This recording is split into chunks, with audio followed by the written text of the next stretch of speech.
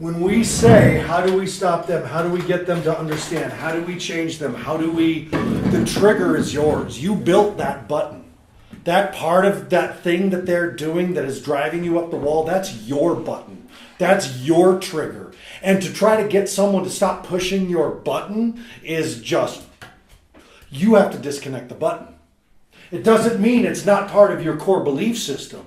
It just means that the energy source between it and them is disconnected. So when they push it, you go, nothing! Nothing! That did not bother me. So I probably handle it. It's with, like, Mark is like, shut up, I got. Oh, but I just actually just sit there and I'm glazed over. That's what I did. It was like white noise. It just Okay. Now that's freeze. That's the deer in the headlights. That's where you're just like, no. So it's not. You come back for a second. Nope, they're not done. But going against everything we've learned for the last 2 days or whatever, is there any way to open the world to them so that they realize that all their negativity isn't helping them? So you just sit and because I don't have the if we knew how to do that, the line of people trying to get into our facility would stretch down the mountain. Okay. Because that is just not something you can do. What you can do is model what that looks like so that they know it's an option.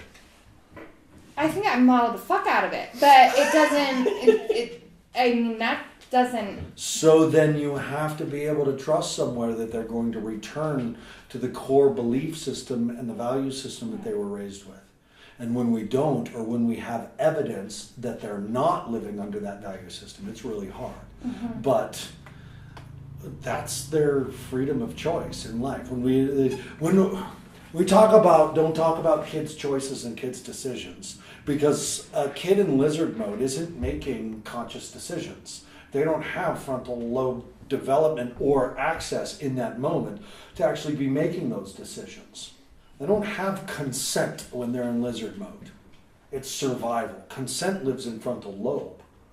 So they don't have consent and freedom of choice. Why would you make those choices? Well, you know why now. They're in survival mode.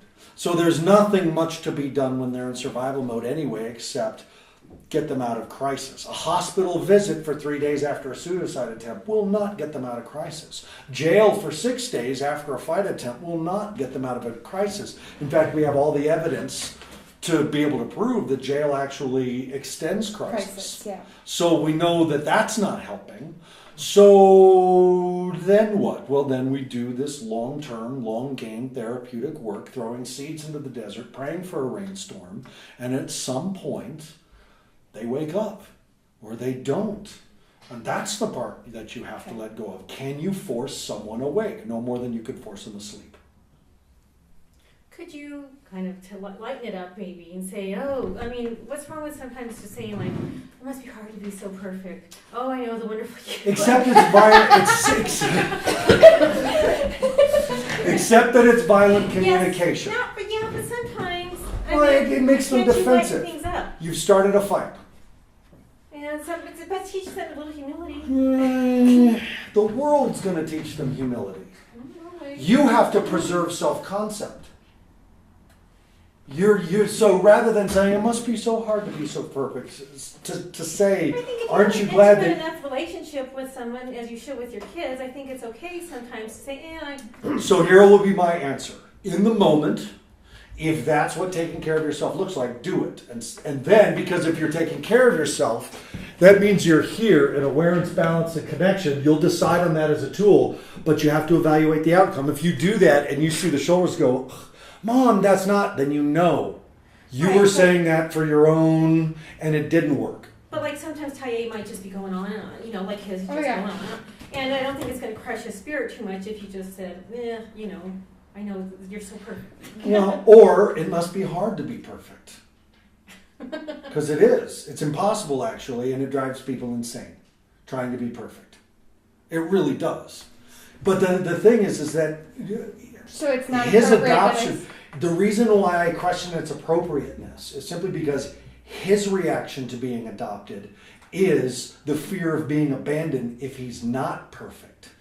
And so saying that is actually going to offer the trigger of abandonment. Because the only reason he's doing that, he's holding on for dear life. I'm perfect, right? I'm perfect. You won't leave me if I'm perfect, right? Where if he could really screw up and you go, no, we're still good, he might actually be able to let go of perfection and actually sink into reality, which is not perfect. It's flawed everywhere we look. In fact, that is perfect, is the flawed nature of human. Where with her birth boys, I think maybe the difference is it's a cue for a boundary between you and them. Like, Jamie, I'm done listening to you. Right. You know, and so maybe it works as a tool that's worked with them versus the kids that we have in our lives now. It's different environmental. Because the unadopted kids do that. My boys did that too. Everybody's an idiot. Everybody's stupid, you know. There's a great question. I wonder if people think that about you. What do you mean? Oh. Yeah. To say that. It's like you know, you thinking everybody's stupid. What I hear you say is you think everybody's stupid, and what makes sense to me about that is I know how smart you really are, and I imagine you must feel frustrated. I am. I'm really frustrated that other people just make the stupidest decision. So I wonder if other people think your decisions are stupid. Oh God, that would kill him. I think mine was more of a softball than yours.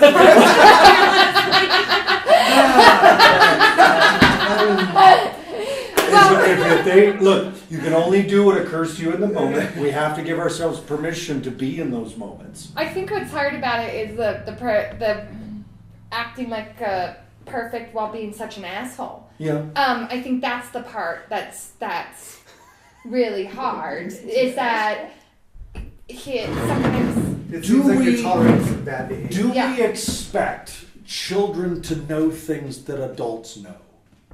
And one of the questions that comes up a lot for me, and I hold this question sometimes, and there's really only been one parent that we've ever had that I have actually aggressively gone after with this question is, do you, as parents, so I'm asking this question now to all of you, but I'm doing it very nice and diplomatically, whereas her, I was like, how dare you?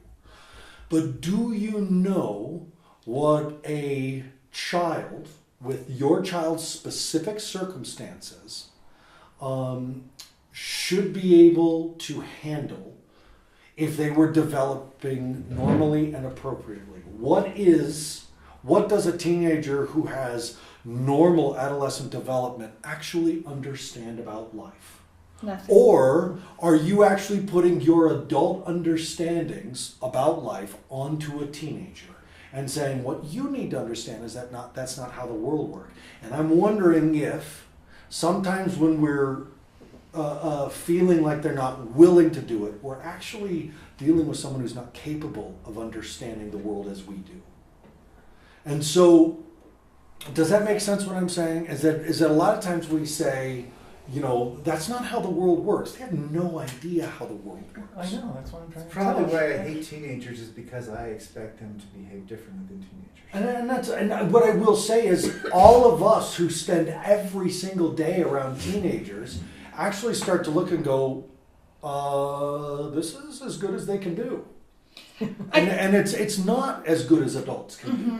It's not what adults understand. When you hear a teenager talk about politics, you're like, oh my God, like what do you know? You know, and did you check the source on that Facebook article? Well, do you know that said onion? I feel that way about a lot of people. So fair enough. That's right. Fair enough.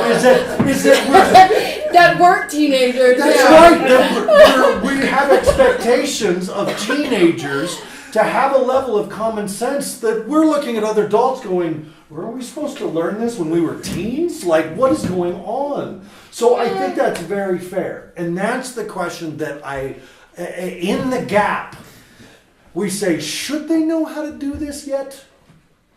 Or is this just what I want because I think it would cause them less pain to learn it from me than it would to learn it from the world? Which goes back to two opposite things. Self-care and taking 100% responsibility. Yes. We can't use self-care to get us off the hook.